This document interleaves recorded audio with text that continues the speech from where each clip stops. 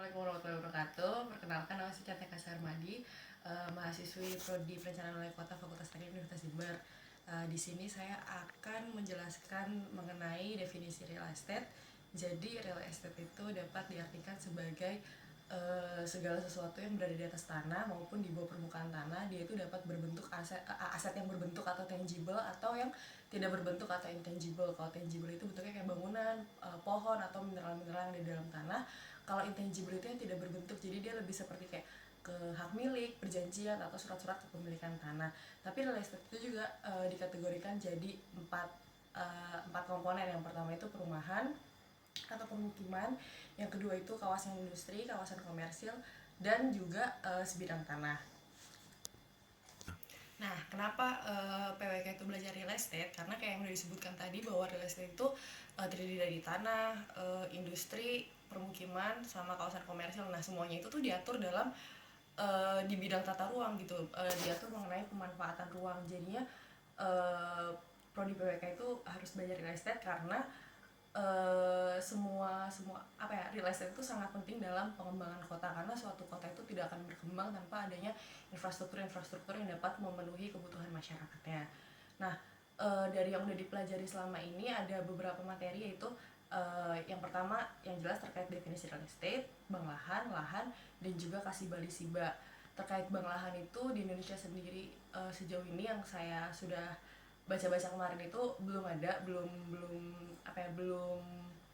belum terimplementasi, tapi sudah direncanakan. Karena sebenarnya bank lahan itu adalah menyimpan lahan untuk ditambahin nilainya atau added value, biar nantinya nilai lahan itu semakin meningkat. Contohnya adalah pembelian lahan tahun ini untuk dikembangkan menjadi permukiman 5 atau 10 tahun yang akan datang, itu akan menambahkan nilai dari lahan tersebut. Jadinya bank lahan itu berfungsi untuk mengumpulkan lahan-lahan milik masyarakat yang tidak terpakai untuk suatu saat dikembangkan menjadi pemanfaatan yang lain seperti permukiman, kawasan industri, dan lain sebagainya.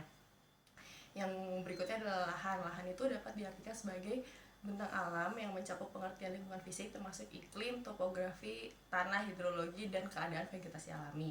Nah, lahan itu dapat diartikan juga sebagai tanah terbuka, tanah garapan, maupun tanah yang belum diolah dan dihubungkan dengan arti atau fungsi ekonominya bagi masyarakat. Nah, penggunaan lahan itu dapat diartikan sebagai segala bentuk campur tangan manusia terhadap sumber daya lahan dalam rangka untuk memenuhi kebutuhan manusia itu sendiri, baik dari segi material maupun spiritual. Faktor-faktor yang mempengaruhi penggunaan lahan itu ada 3. Yang pertama faktor fisik, yang kedua kelayakan ekonomi, dan faktor kelembagaan. Nah, untuk dapat memanfaatkan lahan itu tentunya kan dibutuhkan proses pembebasan lahan. Pembebasan lahan itu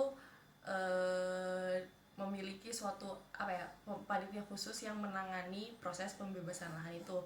Tugasnya itu untuk mengadakan inventarisasi, mengadakan perundingan dengan pemilik lahan, menaksir besarnya ganti rugi yang sesuai dengan lahan yang akan diambil, terus membuat berita acara pembebasan lahan, dan menyaksikan pelaksanaan pembayaran ganti rugi. Nah, skema pembebasan lahan itu yang pertama tentunya mengajukan permohonan pembebasan hak atas tanah kepada pimpinan daerah, baik itu gubernur, kepala daerah, ataupun pejabat yang ditunjuk. Yang kedua yaitu menuliskan permohonan kepada panitia pembebasan tanah untuk mengadakan penelitian dari data-data yang terkait. Terus yang berikutnya yaitu mengadakan musyawarah dengan pemilik atau pemegang hak atas kepemilikan tanah. Dan yang terakhir itu pemberian ganti rugi apabila nilai ganti ruginya sudah disepakati. Nah, kriteria lahan yang optimal itu dapat dilihat dari kesesuaian lahan, kelayakan fungsi, dan juga kemampuan lahan. Nah, yang berikutnya itu kasibah-lisibah. Kasibah-lisibah ini definisinya diatur dalam Peraturan Pemerintah Nomor 80 Tahun 99 tentang kawasan siap bangun dan lingkungan siap bangun yang berdiri sendiri. Jadi, kasibah itu merupakan sebidang tanah yang fisiknya sudah dipersiapkan untuk pembangunan perumahan dan permukiman yang skala besar, antara 3.000 sampai 10.000 unit rumah yang dibagi dalam satu lisibah atau lebih. Nah, dalam pelaksanaannya kasibah itu dilakukan secara bertahap dengan dilengkapi dengan jaringan primer dan sekunder, sarana prasarana, terus habis itu rencana tata ruang lingkungan, dan juga harus memenuhi syarat pembakuan pelayanan prasarana dan prasarana lingkungan yang telah ditetapkan oleh kepala daerah. Nah, kalau lisibah itu merupakan sebidang tanah yang bagian dari Kasiba. Tapi Lisiba itu ada juga Lisiba yang berdiri sendiri, jadi dia bukan merupakan bagian dari Kasiba.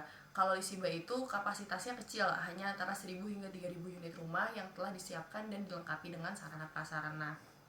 Nah, tujuan dari adanya Kasiba dan Lisiba itu adalah sebagai alat untuk pengembangan ekonomi lokal dan alat bagi perkembangan kota, terus sebagai alat penyediaan sarana prasarana yang memenuhi pelayanan dan kesesuaian dengan rencana tata ruang. Setelah itu juga sebagai alat untuk penyediaan kafling tanah dan sebagai alat untuk pengendali harga tanah. Sekian penjelasan dari saya untuk memenuhi tugas pengambilan nilai UTS. Sekian. Mohon maaf apabila ada kekurangan. Terima kasih. Wassalamualaikum warahmatullahi wabarakatuh.